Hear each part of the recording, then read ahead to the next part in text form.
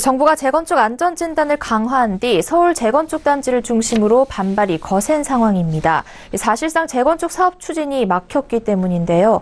이들의 안전 문제 등을 거론하며 정부를 압박하고 있습니다. 하지만 미국이나 영국 등의 재건축 주기는 우리보다 2배가 넘는 것으로 나타났습니다.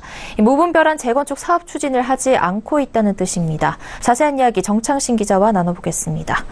정 기자, 정부가 재건축 안전진단 강화 방침을 내놓은 뒤에 재건축 단지들의 반발이 심상치 않은데요. 현재 어떤 상황입니까? 네. 국토교통부 조사에 따르면 이 서울에서 재건축 허용 연한인 30년이 지났지만 아직 재건축 안전진단을 받지 않은 세대는 10만 4천여 가구에 달합니다. 보통 재건축 사업은 일시적으로 집값이 수억 원씩 상승하는 등 호재로 작용하는데요. 집주인들 입장에선 재건축 요건을 채우면 허물고 새로 지어서 시세 차익을 남길 수 있습니다. 준공된 지 30년 된 낡은 아파트에 사는 거주자들은 안전 문제가 심각하다고 주장하고 있습니다. 서울 양천구 목동 신시가지 아파트의 경우를 보면 지하주차장이 없는데요. 이렇다 보니 지상 주차 문제가 심각한 상황입니다. 차량이 다닥다닥부터 주차하다 보니 만약 아파트에 화재가 발생하면 소방차 진입이 어려운 겁니다.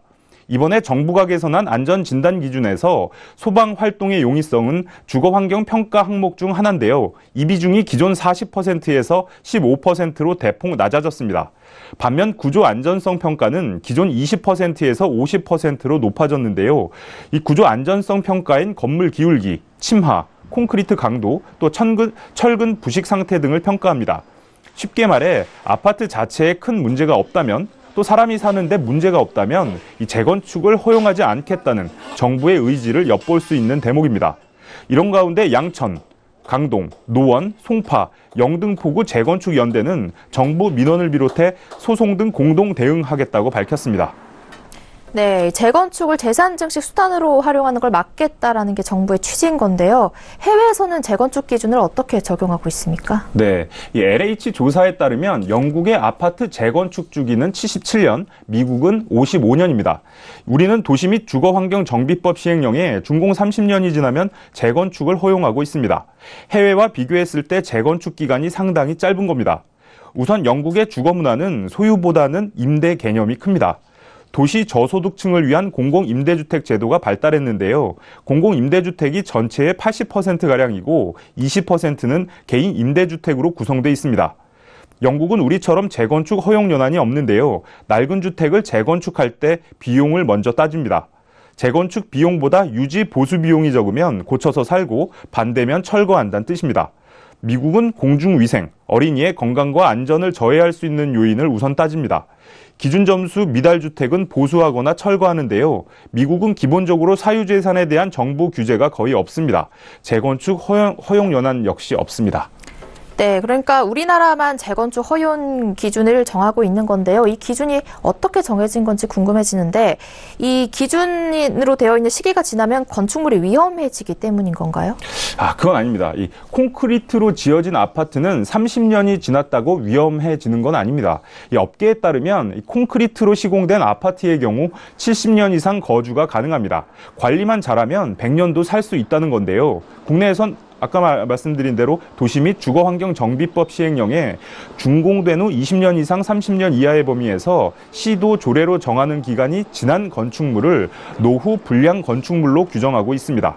지난 박근혜 정부는 2014년 9.1 대책을 통해 재건축 가능 연한을 30년으로 단축하는 내용을 포함한 재건축 활성화 대책을 발표했습니다.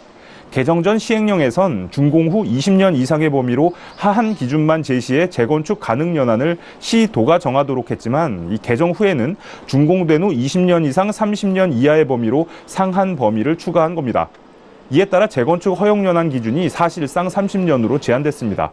또 재건축을 하기 위해선 안전 진단을 받는데요. 구조 안전성, 주거 환경, 비용 편익, 설비 노후도를 따져 재건축 승인을 내줍니다. 이때 항목별 가중치를 따지는데요. 준비한 표를 보면서 설명하면요. 이번에 정부가 개선한 구조 안전성 비중이 가장 큽니다. 50%죠. 다음으로 설비 노후도 25%, 주거 환경 15%, 비용 편익 10% 등입니다. 이 재건축 추진단지들이 주장하는 주차장 부족이라든지 화재 시 소방차 진입도로가 좁아 대처가 어려운 점 등은 모두 주거 환경에 속하는데 이 비중이 낮기 때문에 재건축 승인을 받기 힘들게 됩니다. 이 업계에 따르면 재건축 사업을 하면 즉시 미래 가치가 반영됩니다.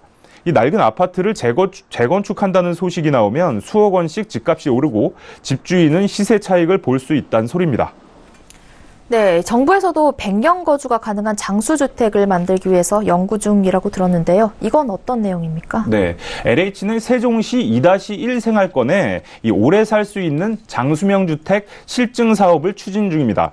아파트 한 채를 짓는데 1억 5천만 원가량의 건축비가 들어가는 것으로 알려져 있는데요. 이 기본 건축비에서 큰 돈을 들이지 않고 낡은 배관을 교체하기 쉽게 만들거나 내벽을 집주인이 원하는 대로 움직여 살 수 있는 집을 만드는 겁니다. 실증 사업은 14개 동 1,080가구의 10년 공공임대주택 중 2개 동 116가구를 대상으로 처음 적용했고요. 현재 15층짜리 아파트 2개 동은 3층 공사가 진행 중입니다. 기존 건축비와 비교해 105% 내에서 가변형 벽체 등을 적용해 설계됐다는 게 LH 관계자의 설명입니다. 이 아파트는 내년 6월 준공 예정이라 이 최소한의 비용으로 장수주택이 가능하다는 점이 입증이 되면 이 민간으로 이 건축 방법이 확산될 것으로 관측됩니다. 네, 재건축 규제 논란과 관련해 정창신 기자와 이야기 나눠봤습니다. 고맙습니다. 네.